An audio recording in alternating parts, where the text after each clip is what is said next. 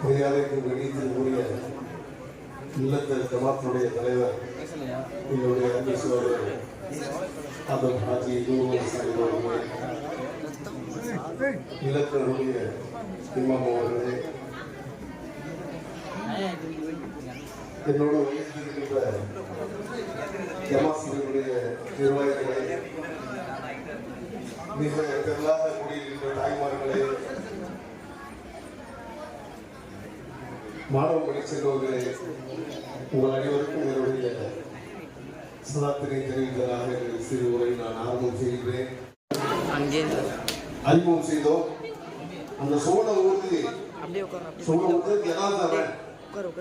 முதலாவதாக தஞ்சை மாவட்டத்தில் கொண்டு வந்த பெருமை அருமை ஹாஜி குலாமேந்திர ஹாஜி அவர்களை சேரும். நோன்பு வருகிறது. இந்த நோன்புல தான் அந்த வசூலை ஆரம்பிச்சோம். சஹர் செஞ்சுட்டு பஸ் ஸ்டாண்ட்ல வந்து ஹாஜியா இருப்பாங்க. நான் சஹர் செஞ்சுட்டு கோயிலடி பஸ் ஸ்டாண்ட் போறேன். அப்ப அங்க இருக்கோம். ரெண்டு பேரும் சேர்ந்து பயணிச்சு தஞ்சாவூர்ல போய் ஆத்தங்கரக்கூடிய சுகூர் வந்துட்டு அப்படியே வசூல் கிளம்பும். மாத்தூர், மதுப்பூர், அதிராப்பட்டினம், மல்லிப்பட்டினம், மதுரை வரிசையா போயிட்டு போய் அதை உருவாக்கி இந்த சோழமூர்த்திங்கிற முதல் வாகனத்தை, அது தஞ்சாவூர்லேருந்து ஏதாவது ஒரு மவுத்து ஏற்பட்டா அந்த மவுத்தை இங்க நம்ம ஊருக்கு கொண்டு வந்தோம்னா அப்போ 10,000 ரூபாய் கேட்போம், 5,000 ரூபாய் கேட்போம். அது 500 ரூபாய் செலவுல கொண்டு வர்றதுக்கு ஒரு சோழ ஊர்தியை அந்த உருவாக்கணும். 500 ரூபாய் வரிசையா 2 சோழ ஊர்திகள். அடுத்து கடைசி 5ஆவதாக இப்போ ஒரு சோழ ஊர்தி ஜனசாவே நமது நீங்க எல்லாம் சொல்லுவீங்க பெரிய ஜபா இதை உருவாக்கி அதை நீங்க அளவுக்கு பயன்படுத்திக் கொள்ள வேண்டும். அன்பானவர்களே, என்றால் இந்த வெள்ளத்தார் வளர்ச்சி என்று எடுத்துக்கொண்டால் ஆதியாரை தொட்டு பார்க்காமல் எந்த நிகழ்ச்சியுமே சொல்ல முடியாது. அகல் அது குறிப்பிட்டு ஆக வேண்டும். தமிழிலே ஒரு பழமொழி சொல்வார்கள், தாய் 8 அடி பாய்ந்தால் குட்டி 16 அடி பாயும் என்று சொல்வார். அதே போன்று ஆதியார் அவர்கள் 8 அடி பாய்ந்தார்கள் என்றால் அவருடைய பேட்டி சாஜிதா பாகம் 16 அடி பாய்கிறார். 16 அடி தான் மட்டும் அந்த புகழை எடுத்துக் கொள்ளாமல் அதற்கு ஒரு டீம் ஒர்க். இந்த பிள்ளைகள் நம்ம நிற்கிறாங்க, சகோதரர்கள் சேலம் நிற்கிறாரு, முல்லை ஹபீப் ரஹ்மான் நிற்கிற பிள்ளைகள் நிற்கிறாங்க. எல்லாம் அந்த மேட்ச் போட்டு இருக்காங்க. ஒரு டீம் ஒர்க்கா இது செயல்பட்டு அந்த ஹாஜியார் அவர்கள் கண்ட கனவை, அவர்கள் சிந்தித்த இந்த ஜமாத்துடைய முன்னோட்டத்தை மிகைப்படுத்தி சொல்லக்கூடிய வார்த்தை அல்ல. சதா அவர்களுடைய சிந்தனையே நமது பகுதியை முன்னேற்றுவது, நமது பெண் பிள்ளைகளை, நமது ஆண் பிள்ளைகளை முன்னேற்றுவது. சக்கராப்பள்ளி பள்ளிக்கூடம் பெரிய சேர்ந்து பேசிட்டு நேரில் எல்லாம் ரொம்ப புழுக்கத்தில் உட்கார்ந்துருக்கீங்க. அந்த பள்ளிக்கூடத்தை உயர்நிலை பள்ளியாக்க பெரும் முயற்சி ஹாஜியார் அவர்கள் 70 ஆண்டுகளாக தன்னுடைய பொசிஷன்ல வச்சிருந்த வாழக்குள்ளைய அரசாங்கத்துக்கு விட்டு கொடுத்து அந்த இடத்தை எங்களுக்கு கொடுங்க, நாங்க இந்த பள்ளியை விரிவாக்கம் பண்றோம், பெருசா கட்டுறோம், இந்த பெண்கள் உயர்நிலை பள்ளிக்கூடமாக மாற்ற வேண்டும் என்பது ஹாஜியார் அவருடைய லட்சியம், அவருடைய கனவு. ஆனா அது ரொம்ப சாத்ரீகமா அந்த வாழக்கூடிய நம்ம நேர்ந்த பொசிஷன் வாங்கிட்டு கடைசியில கை வச்சுட்டாங்க. என்ன கேட்கிறாங்க, அரசாங்க பள்ளிக்கூடத்துக்கு நீங்க பாருங்க ஐயா வரீங்க அப்படின்னு கேட்கறாங்க. ஆனா சதாவின் மரணிக்கும் காலம் வரை 93, 94 வயசு வரைக்கும் அல்ல 54 வாழ்க்கையை அவர் கொடுத்துடலாம். அந்த வயசுல இப்ப நாங்கெல்லாம் 70, 71 வயசுல தடுமாறோம்.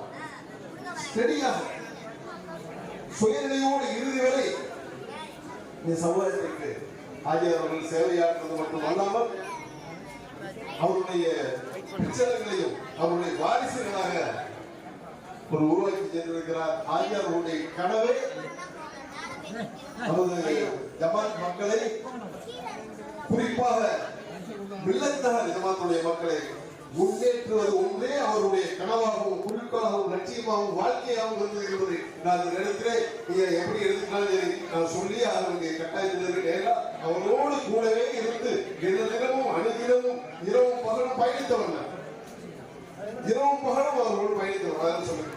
அதை சொல்லியே ஆக வேண்டிய இந்த இடத்துல பதிந்தே ஆக வேண்டிய கட்டாயத்திலே நான் இருக்கேன். ஆகியாவும் நானும் சேர்ந்து மலேசியா போன்ற நாடுகளிலே பயணம் செய்து இந்த பள்ளிக்கூடத்துக்காக நிதி திரட்டினோம். அடுத்ததாக மரணிக்கு ஒரே சொல்லி கொடுத்தாரு, போய் துபாய்க்கு போனோம். நஜீபாய் அவன் சின்ன வயசு எனக்கு இந்த ஒரே வயசு எங்க 2 பேரும் போயிட்டு துபாய்க்கு போனோம். பிரம்மாண்டமாக இந்த ஸ்கூலை உருவாக்கணும். இன்னைக்கு எப்படி இருக்கு அந்த ஸ்கூலு? தனியார் பள்ளிக்கூடம் மாதிரி கவர்மெண்ட் ஸ்கூல். மலேசியா கொசூர் போனப்ப அந்த உருவாக்குறாங்க செயலாளர் ஆரிக்கு. அவர் எங்களுடைய கடைசி வரைக்கும் இருந்தார். இருக்கார். அப்புறம் மலேசியா இருந்தாங்க. மலேசியா அந்த சரித்திரத்தை கொஞ்சம் இந்த தாமதமானாலும் சொல்லிக்காங்க. ஹசரத் கேட்டாருங்க சொல்லிட்டேன். ஐயா இருக்காங்க மலேசியாவில் எங்களோட சேர்ந்து இந்த கிரீன் கிரசன்ட் எஜுகேஷன் சொசைட்டி என்ற பெயரிட்டு ஆஜியார் தலைவர் இருக்கு. நான் செயலாளர் நக்கி சாந்தி சேர்க்கலாம். அவருடைய இல்லத்தரசி தங்களோடு மற்ற பிள்ளைகளையும் நினைத்து கொண்டு இந்த காரியங்களை செஞ்சுக்கிறதா பார்க்கிறப்ப நான் ரொம்பவே கைசிட்டு போயிட்டேன். குறிப்பா அந்த அறிவியல் கண்காட்சியை பார்க்கிறப்ப நம்ம பிள்ளைகளுக்கு இவ்வளவு பெரிய திறமைகள் புதிஞ்சு கிடக்குதா, அதை வெளிக்கொண்டு வந்திருக்காங்க. அதான் பெரிய திறமை. இந்த பிள்ளைகள்கிட்ட பொதிந்து கிடைக்கக்கூடிய திறமைகளை வெளிக்கொண்டு வந்திருக்கீங்க. இந்த ஒரு பிள்ளை 7 வானங்களுடைய சிறப்பை பத்தி சொல்லுச்சு. அதுக்குள்ள சின்ன நோட்டை கூட பேப்பரை கூட எடுத்து பார்க்கல.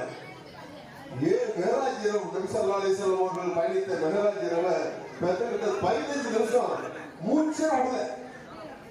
50 வகுப்பு தொகுதி அவங்க 5 வகுப்பு தாக்குறது வரைக்கும் அந்த பிள்ளை பேசிட்டு எல்லா பிள்ளைகளும் அங்க போய் நின்றா போறோம். உடனே அது எப்படிப்பா அவ்வளவு சீக்கிரம் அந்த ட்ரைனிங் எல்லாம் கொடுத்தீங்க? தமிழ்ல உங்களுக்கு தான் கேட்கிறேன். தாலிமா நிர்வாகிகள், இந்த சதக்காத்துக்கு தலைவி, இந்த அவங்க சகோதரிகளும் எப்படி கொடுத்தீங்க? ரொம்ப மனச்சு போயிருந்தேன். நான் பிரமிச்சு போயிருந்தேன். ஆச்சரியம் பாருங்க, நம்ம பிள்ளைகிட்ட எவ்வளவு திறமைகளா இருக்கு பாருங்க. அந்த திறமைகளை இன்னும் அதிகம் ஊக்குவிங்க. உலகத்திலேயே உயர்ந்த மார்க்கம், சிறந்த மார்க்கம், உலக மக்களை உய்விக்க வந்த மார்க்கம் இஸ்லாம். கண்ணியமான ஒரு மார்க்கத்திலே கண்ணியமான மக்களாக நாம் பறந்திருக்கின்றோம். இல்லல்லா யாரை கண்டும் எவனை கண்டும் நாம் அஞ்ச வேண்டிய தேவையில்லை. ஆகையால் நம்ம பிள்ளைகளை மேலும் மேலும் நல்ல பிள்ளைகளாக நாம் வார்த்தெடுப்போம். அல்லாஹ் அவர்களுடைய கல்வி ஞானத்தையும் அறிவையும் மென்மேலும் அதிகப்படுத்தி தர வேண்டும். அரபியிலே அழகான வார்த்தை சொல்வார்கள், ரப்பி ஜித்னி இல்மா என்ற இதை போன்ற இந்த கல்வியையும் இந்த பிள்ளைகளுக்கு மேம்படுத்திக் கொள்ள வேண்டும். அதற்கு அவர்கள் நேரமுள்ள தேவனுடைய முதல்வர் அதற்கு அவர்கள் இங்கே வந்திருக்காங்க.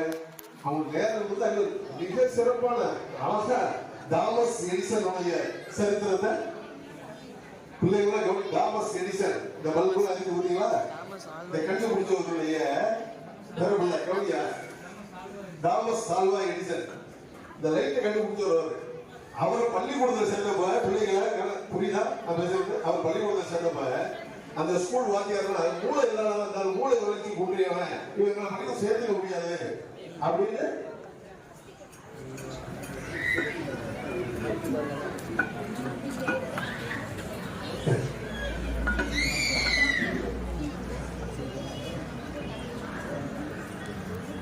அவங்க மூளையில மூளை வளர்ச்சி குன்றியவன் அந்த பள்ளியில இருந்து சேர்க்க மாட்டேன்னு நினைச்சாங்க. கடைசியில் பார்த்து அவங்க எவ்வளவு பெரிய விஞ்ஞானியாய் இந்த லைட்டே கட்டுவிட்டார். அது போன்ற இது போன்று நீங்க எல்லாம் வாழ்க்கையில முன்னேற வேண்டும் நான் வாழ்த்துகிறேன். அதற்கு வழிகாட்டியாக இருக்கக்கூடிய சதக்கா திட்டம், 1 ரூபாய் சதக்கா திட்டம் ஆரம்பிச்சு இது என்ன 1 ரூபாய் சதக்கா திட்டமா, 1 லட்சம் ரூபாய் சதக்கா திட்டமா? என்ன மிகப்பெரிய பிரம்மாண்டமான ஒரு விழாவை கொண்டாடிக்கிறீங்க. நான் ரொம்ப மகிழ்ச்சி அடைகிறேன். மீண்டும் ஒரு முறை எனது அருமை ஆஜியார் அவர்களுடைய பேட்டி சாட்சி ஜாமான் அவங்கெல்லாம் சாலிபாய் ஹாஜி நூறு முகமது அவர்களுடைய பயிற்சி அவங்க பேர் எடுத்தாலே நம்மளோட கண்கள் படிக்கிறது. இது போன்ற ஒரு சம்பவத்தை அவர்களை கண்ட கனவை நீங்கள் எல்லாம் நினைவாக்குகிறீர்கள். நான் கண்டித்தவனாக என்னுடைய உரையை நான் இத்துடன் முடித்து கொள்கிறேன். ஆகியவனாக அல்ஹம்துலில்லாஹி ரப்பில் ஆலமீன்.